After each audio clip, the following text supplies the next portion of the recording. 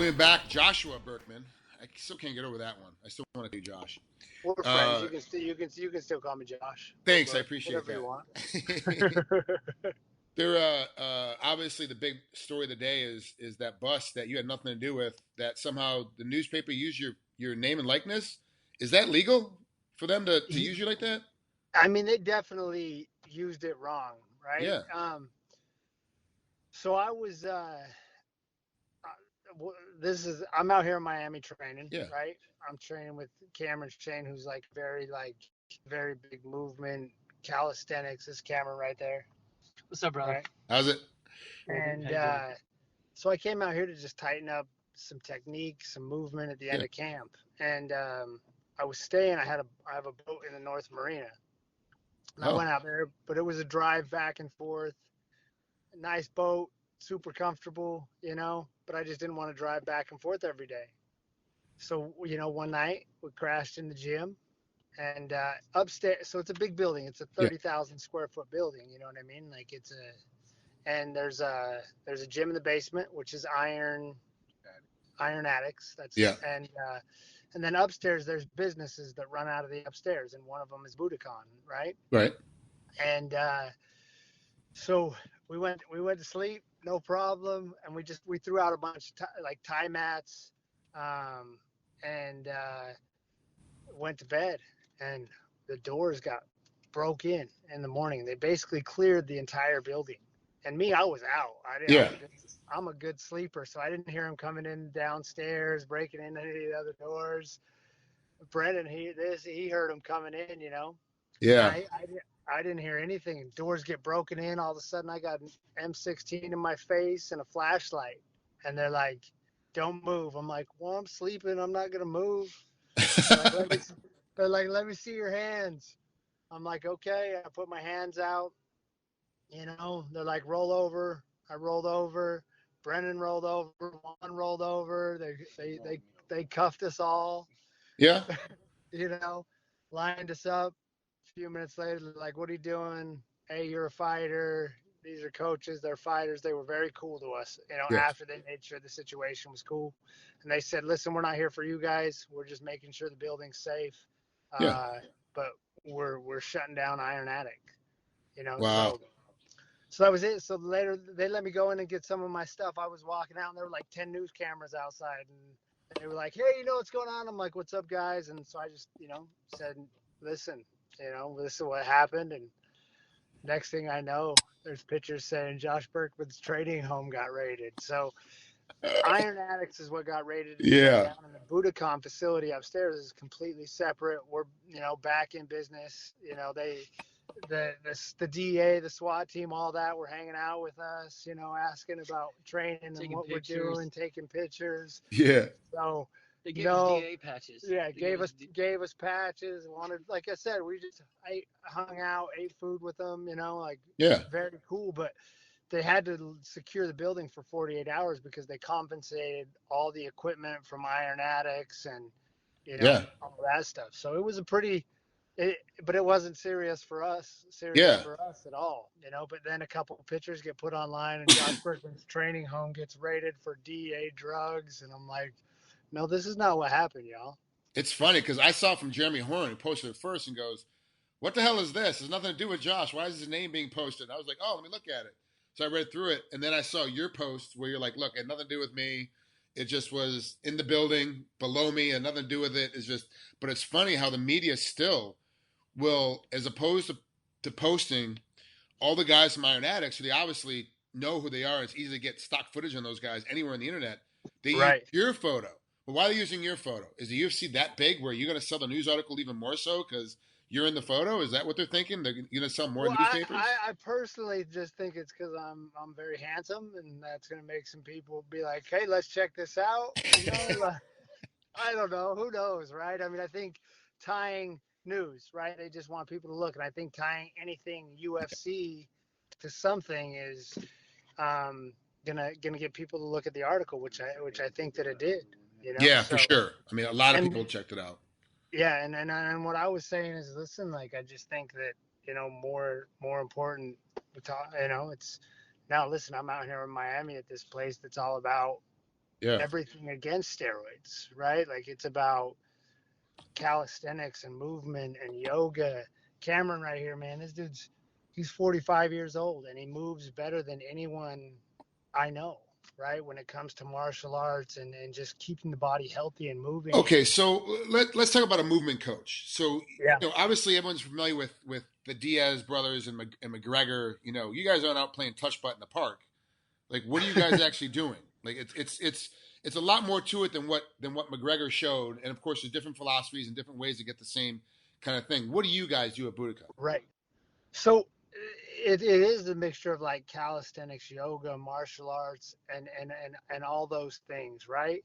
And the key is, and like we're doing a lot of like the animal movements and the locomotion, right? And like I'll let Cameron tell you what we're doing real quick. You know what I mean? Yeah. Like he says it much better than I say it. So what are we doing? Why are we doing it, Cameron? Well, I think the key thing when you're talking about movement, what you're talking about really is movement patterns, right? Because movement is like a punch is a movement. But when you're talking about what a professional fighter has to do, how he has to transition from, or she has to transition from one position to the next, to the next, these are all about you being able to do it as efficiently, as intelligently, as safe for your, there's so many factors that play into making a transition. So working movement patterns is about developing a unique intelligence in the body where you're linking one position to the next position to the next position. You have to slow down. You're working through deep ranges. Mobility is a huge conversation everybody's talking about, but mobility and agility are not the same as flexibility, right? Flexibility is how deep I can, how far I can reach down and touch my toes and how much tissue will stretch. Mobility is how I can move through the range of the joint into the next position. And agility is how well I can do all of that and still keep my balance, my power, my speed all at the same time. So how did you come up? I mean, is this your philosophy? Who'd you learn it from? Like, is it something that you developed over time on your own through different martial art instructors, or is it something that you were taught and just passing down? Well, Hickson was my first jiu-jitsu teacher, and he was really influenced by Orlando Connie in Brazil, and he was really playing with those weird kind of animal kind of things, which did influence gymnastics natural. But for me, I didn't, at the time when I was learning it from Hickson, there was no YouTube, there weren't social media. You couldn't just find videos on animal locomotion. All that didn't exist. So I just started studying how animals moved. I started playing with it. I started really developing an understanding of something that's important that people don't get, which is the locomotive quality of the movement. Not just how to get and crawl on all fours, but how does a quadruped locomote? How does a four-legged animal move through the shoulder girdle, the pelvic girdle? It's a much more complicated action than one thing to make it look like you're like, holy shit, what's happening? And I'm telling you, like, go look at his page and watch how he moves through some of his animal movements and stuff, Frank. And I'm telling you, like, it wakes up the entire body and it expands the mind. And like, you watch him move, and it'll blow your mind. And it's like, what's his page? Cameron Shane. You go to Instagram, Cameron Shane, watch little videos and stuff. Cameron Shane, and he's got some stuff on there. And then his university is Budokan University, and you'll appreciate it. Like when you go watch it and you understand how we need to move as athletes, right? And not everybody understands. I mean, I've been doing this for 14 years, and not to mention before that, I played football for 15 years, and it's been hard on my body, and now with herniated discs and different things, like my body is moving different, and I got leaner so that I could do this longer. But now it's turning into like, no, I want to move great at 45 years old. I want to move great at 50 years old. And it's stretching my body to a capacity, and I'm like, it's putting my nerves on edge, but my body's opening back up. At 36, I'm opening back up, and I'm telling you, like, as I recover and get ready for this fight, I'm moving better than I moved in a long time, and like, the movement, you're saying you're moving better, but how is that going to translate into the actual fight? Because you're moving better, but you're moving better without someone putting you under duress. You're moving better without someone actually throwing a punch at you or kicking you or trying to hold you down. So how does it translate into MMA? So I'm still doing my fight training, Mm-hmm. right? I'm still grappling. I'm still my sparring's backed off a lot over the Yeah, of last course. couple weeks, you know. But I think that's part of like we'll see. I think my timing is going to be better. I think my distance is going to be better. My kicks are going to be a little faster and harder. I think I'm going to transition a little bit better. And I think that fighting a guy like Prezeres, who's a big, strong guy who's going to come forward, likes pressure. Yeah. I think I know that I'm going to be able to move better and be faster. And I think in that my strikes are going to be more accurate. My output's going to be better.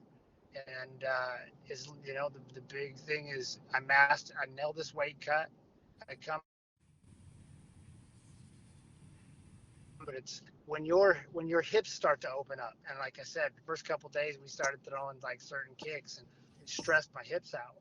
Yeah. And as your hips open up, my kicks are going to be faster, Right. I'm going to be a little more precise, Cameron. Okay, and check this construct out. I get you moving on all fours, right? On Okay. all fours, not just your twos, but all fours. So I got you walking around in your hands and timing that rhythm with your shoulder girdle the same way with your pelvic girdle. So now you're like a lion. You're moving across the floor. What do you think you look like when you've got to make all these transitions from hands to feet, when your arms and shoulder girdle are equally as strong as your legs now because you're used to walking on them and moving on them. So now you're back to being a gorilla again. You're back to being a lion. And I tell you, the way it produces the efficiency is just, it's precision, power, and just the quality of a shoulder girdle, pelvic girdle, equal strength. It's like Hickson. That's why Hickson was Hickson. If you don't understand why Hickson was like Hickson, is it because that's how he moved like an animal, all fours, constantly transition. That's how I learned it. You know. It makes complete sense, especially coming from a wrestling background where our arms and shoulders were just as strong as our hips and legs because they had to be. We're either trying to explode off the bottom or trying to turn a corner or trying to grab onto somebody. But what's it do for somebody? Say someone's got like a 20-year-old shoulder injury that just hasn't really healed right. How is that going to help that particular person? Well, if it's a tissue injury, right? So you've got, obviously, you've got it's either ligament or it's tendon, or it's muscle, most often ligament or tendon, right? So if somebody's got some disturbed soft tissue, if you can get the surrounding muscle to come online and to be recruited into the action now and can really balance out, so you've got the whole shoulder girdle working, as opposed to when people get injured, several of the muscles stop firing and some of the bigger guys just take on all the load and they can't get the chronic pain to go away. So if you can recruit the whole shoulder girdle, get everybody doing their job again, I've had tremendous success with people healing injuries. Now the workload is passed out evenly again throughout the whole body. Okay. Because when you're injured, you remember some of those guys are like, fuck, I'm not working anymore. Some of those guys are like, I'm doing all the work, and you can't get healed. Okay. So does that make sense? It makes complete sense. Yeah, it makes complete sense. Yeah, yoga does the same thing. It just to get all around it stretched and lengthened. Everybody. So you need yoga for flexibility. You need animal locomotion for strength and mobility, and martial arts clearly for agility. I mean, martial arts makes you agile and fast and strong. This is too where some of the, like, our older training is, grind, get in shape, push it harder. And we're doing a lot of things to be in shape. I'm in the best shape of my life. Like I'm lean, I'm fast. And as we work some of our striking, a lot of it is, hey, take the power away, right? Hit speed, hit the accuracy. And I know I'm going to be more accurate than I've been than ever before. Well, we all make fun of McGregor for his playing touch button in the park, but obviously it works for him. Like he found the right system that works for him. Absolutely. And with your injuries, like your bad back, your bad neck, like you were really fucked up when you were in Vegas. Like I was surprised. I was actually surprised you're still fighting and keeping your weight down, because usually when guys get bad, whatever, they stop moving and all they'll do is the big heavy motion of bench press or deadlift, and that's all they're going to do, which puts more size on you. You got skinnier, and you do look like you're in better shape, and you are moving a little bit better than you were in your past fights.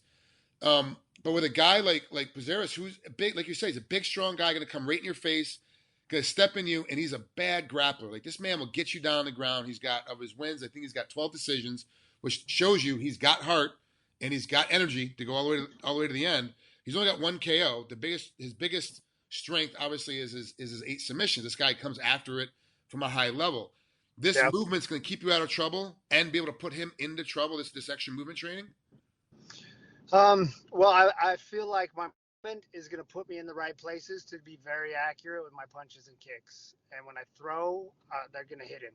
And I think that that's going to make him also either press or back off, right? If you watch a lot of my fights, guys don't continually press me for a reason. It's because when I hit them hard, and they know that, like, it's dangerous. You know, like, even a guy like KJ Nunes counter fought me the whole fight. A guy, what's his name? Paul Felder. He's a very aggressive fighter that comes forward. You watch my fight with Paul Felder, he didn't come forward. He countered me, pretty much the whole thing, you know? Yeah.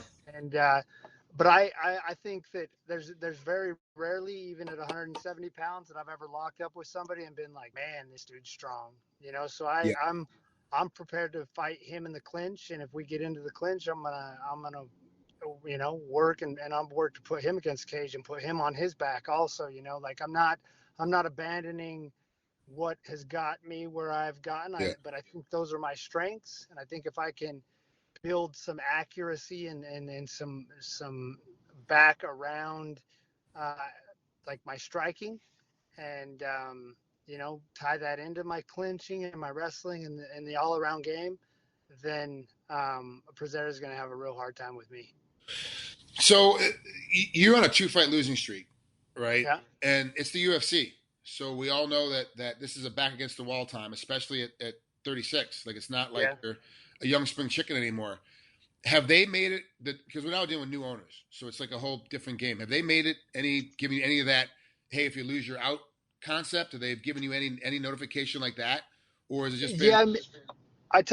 me and Joe, we talked for about an hour and a half on the phone one day because he, about his whole career and him moving on, retiring.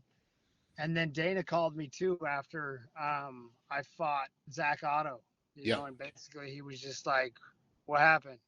He's like, you didn't pull the trigger one time, and I was like, a lot. I said, for the last year and a half, I was going through a divorce. My emotions have been other places. I said, I very much like felt like I was just showing up, and, Dana just said, he's like, listen, all your fights, he's like, you're exciting and you're not going anywhere, but I need you to pull the trigger. Oh, fair enough. Like, he's like, so you need to figure it out. You need to like get your emotions where they need to be. And you need to go find a coach that like can help you figure that out. And you need to pull the trigger. He's like, but you're always exciting. Your job's not in trouble, but like show up and fight. And, that's good. That's good. He took that losing my job pressure away from you. That's an awesome thing for the president of the UFC to do, because that really is stressful and adds more headache onto you when you're like, man, if I lose this fight, I'm out. And he's telling you, nope, you're going to be good. That's awesome. That's a really good deal for you. Do you feel like you've got another 4 or 5 years left in this sport? Do you feel like Go ahead. That fight with Zach Otto, close fight. You know what I mean? Yeah. And I gave the decision to him because I didn't do anything. If you watch that fight with Paul Felder that I lost, I didn't lose that fight.